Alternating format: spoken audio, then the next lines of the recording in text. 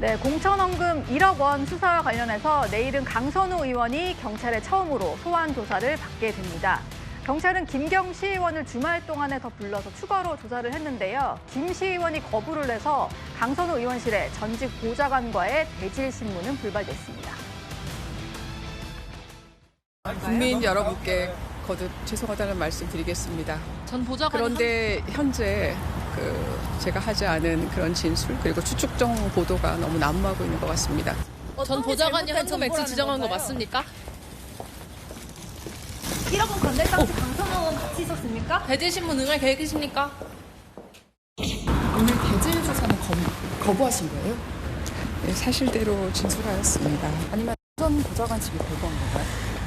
그 돈은 강선우 의원한테 직접 건네신 건가요? 누가 먼저 제안하셨나요?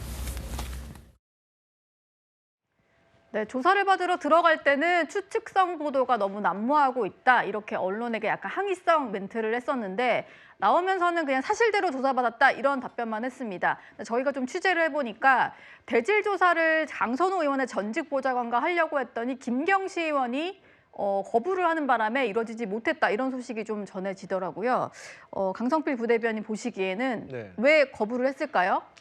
뭐 일단 첫 번째로는 뭐 제소의 딜레마라고 해가지고 이제 서로 갈 길 가고 있는데 뭘 굳이 얼굴 붉혀가면서 또 서로의 주장을 이렇게 엉켜 있는 그런 상황으로 만들고 싶지 않았을 거라고 저는 생각을 하고 예. 실질적으로 뭐 이제 수사하시는 분 말 들어보면 사실 같은 시간에 각자 다른 방에 이렇게 있으면서 각자 이렇게 조사를 받으면서 이 지휘부에서 계속해서 같은 질문들 그리고 서로 말이 맞지 않는 부분을 동시간대에 다른 장소에서 물어보면 거의 대부분의 이 대질 신문의 효과를 더 볼 수 있다고 하더라고요. 아, 그렇게- 직접 두 사람을 마주치게 하지 않더라도요? 네네. 그래서 아주 미세한 것까지 다 이렇게 입을 맞출 수는 없는 거잖아요. 그래서 굳이 이제 대질 신문을 하지 않더라도 진실을 밝혀내는 것은 사실 수사 기법이 있기 때문에 저는 무리는 없을 거라고 생각합니다. 예. 다만 저는 이제 새로운 사실이 저 강선우 의원의 전 보좌관이 저는 그냥 단술 전달자인가 아니면 정말로 아예 관련이 없었던가 사실 이렇게 생각을 했었거든요. 예.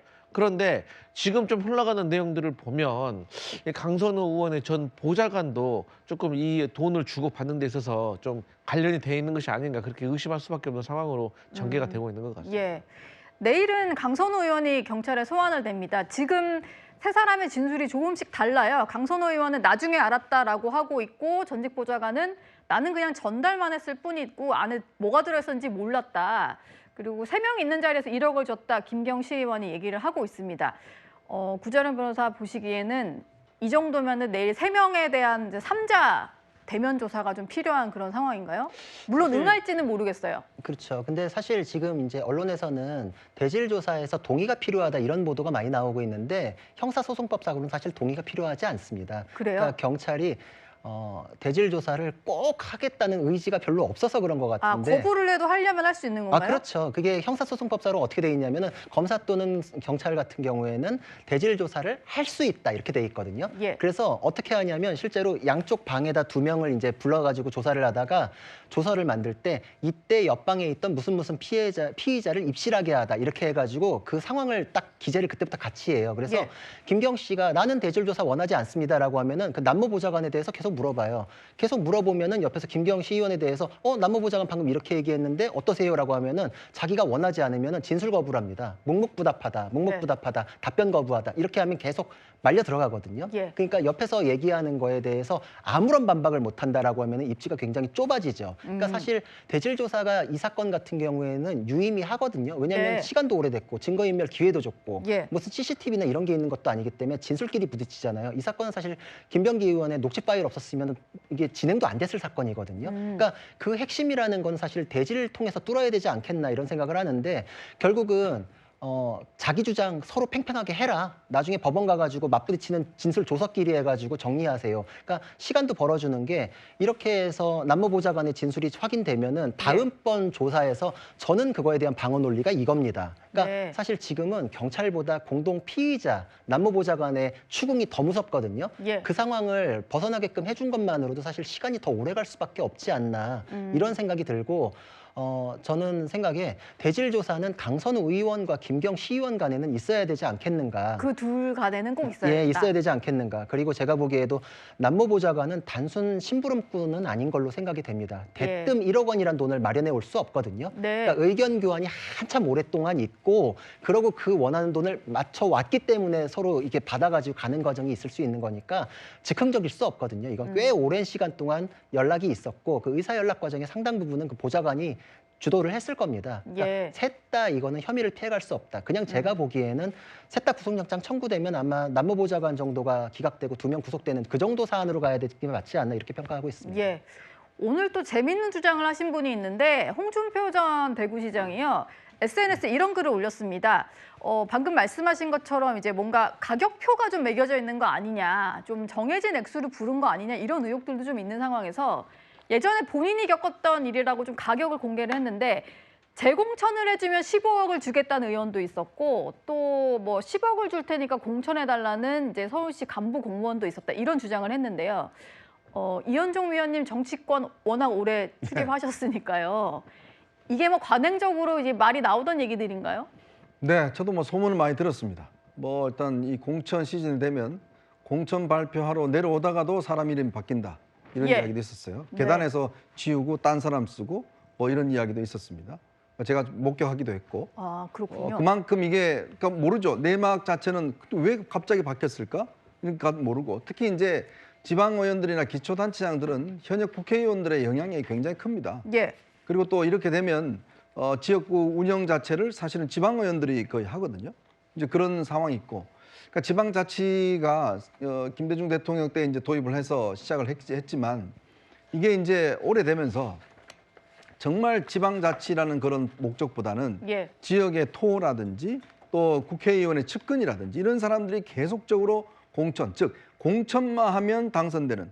그리고 왜냐하면 또 그 지역 의원이나 시의원 이런 사람들은 이 주권자들이 잘 몰라요 누군지. 네. 그러니까 그냥 줄투표를 하는 거거든요. 예. 그러니까 그런 형상이 시작되다 보니까 그냥 공천에 목을 거는 거예요.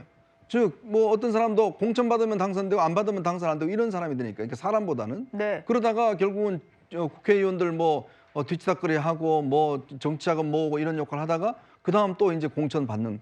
김병기 의원 지역구 보면 딱 그러잖아요. 그러니까 완전히 뭐 그 지역 의원이나 사모 이 수행한다든지 이런 식의 행동을 하잖아요. 네. 그러니까 이게 지금 홍준표 전 의원 같은 경우도 저런 주장 저는 충분히 옛날부터 많이 들었는데 문제는 이거를 고치려면요. 정말 이 제도뿐만 아니라 대규모적인 게 필요해요. 저는 이게 단지 이번에 드러난 거는 정말 빙산의 일각이라고 봅니다. 예. 정말 숨겨져 있는 게 너무 많아요. 녹취록이 공개됐으니까 우리가 이렇게 분노하는 것이지. 알게 된 거지. 솔직히 예. 속 찔리시는 분들 꽤 많을 거예요. 뭐 이런 것 때문에 지금 국민의힘에서는 특검해야 된다 이런 얘기하는 거 아닌가 싶은데요. 성치훈 부대변인 보시기에도 이게 다 뭐 옛날 얘기인 것 같긴 합니다. 뭐 요즘에 정치하시는 젊은 정치인은 또 어떻게 느끼시는지는 모르겠는데 좀 전수조사 해볼 만한 사안이다 이렇게 보시나요? 전수조사하면 나올까요? 의원들이 나올까요? 그걸 대답을 해야 되는 건데, 예. 그러니까 지금 홍준표 전 시장이 얘기한 저 시기는 2004년, 2006년이잖아요. 네. 그러니까 그 2000년대 이전에는 삼김 시대라고 했을 때 총재 시대 때는 공천이 사실상 하향식이었죠. 총재가 너 나가 하면 그 사람이 나가는 시대.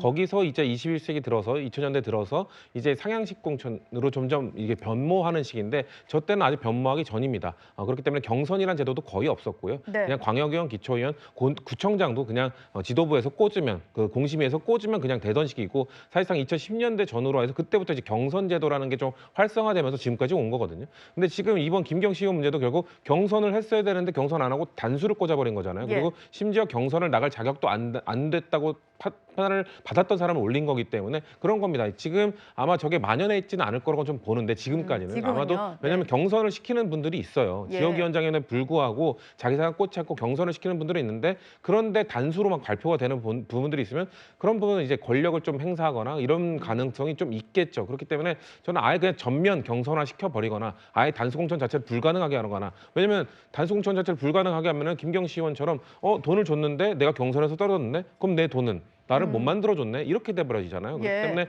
이런 부분에서 제도적 접근도 필요하고 뭔가 수사를 통해서 과거에 있던 거를 글쎄요 전 밝혀낼 수 있으면 밝혀내고 싶습니다. 밝혀내는 네. 게 좋다고 생각합니다만 가능할지가 저는 사실상 불가능하다고 보기 때문에 예. 앞으로의 어떻게 예방할지가 더 필요하다고 생각합니다. 알겠습니다. 내일은 강선우 의원이 경찰에 출석합니다. 수사 상황 더 챙겨보도록 하겠습니다.